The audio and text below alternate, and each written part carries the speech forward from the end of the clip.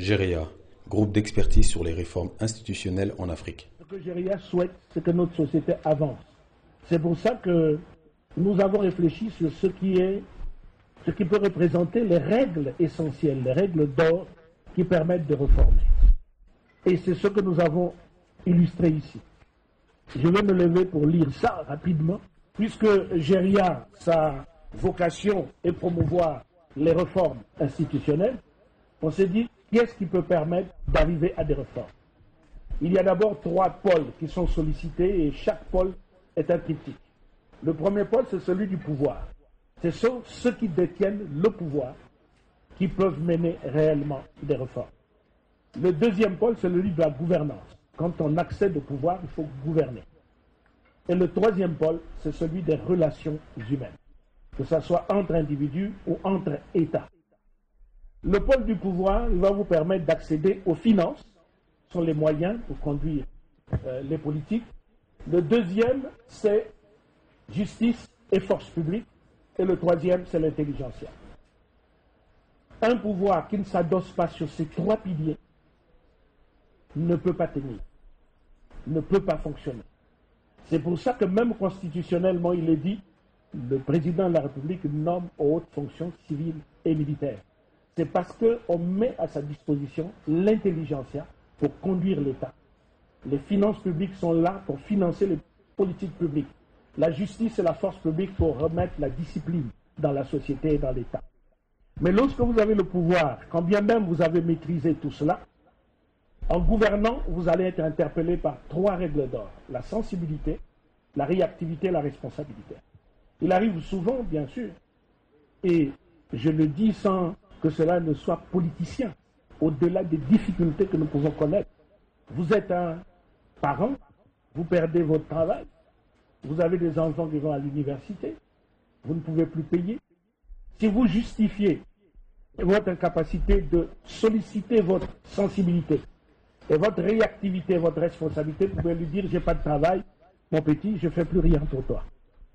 Or, celui qui gouverne, même à la maison, doit toujours alimenter sa sensibilité, doit toujours réagir et, en toute responsabilité, partager cela pour que l'enfant comprenne que je vais stopper, je vais continuer autrement. Et tout ça est du domaine, justement, de la gouvernance. Je sors du cadre des États ou des politiques pour prendre cet exemple simple.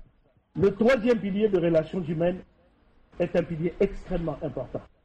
C'est celui des rapports de force, de l'intérêt et de la réciprocité. Rien ne peut s'obtenir que par le rapport de force.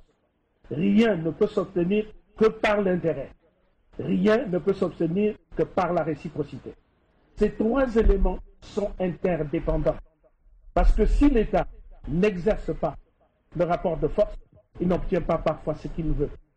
Mais même en exerçant le rapport de force, il faut que les gens sentent l'intérêt pour qu'en réciprocité, ils apportent ou obéissance, ou respect des lois, ou respect des règles.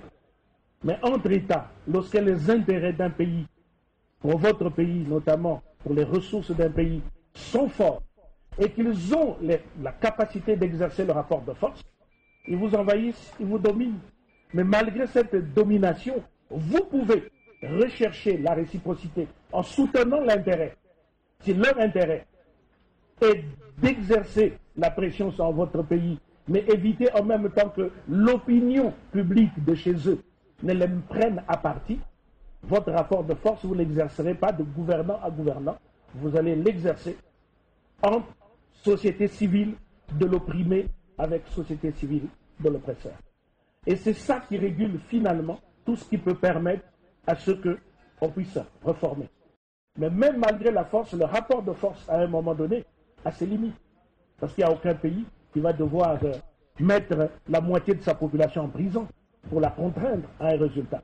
Donc éviter le rapport de force, créer l'intérêt, obtenir une réciprocité et probablement des leviers sur lesquels ils vont devoir s'appuyer. Et nous avons donc pensé au niveau de GEREA, réfléchir demain sur ce que nous considérons comme essentiel pour mener des réformes, entendu que pour nous les réformes, c'est d'abord 3 choses.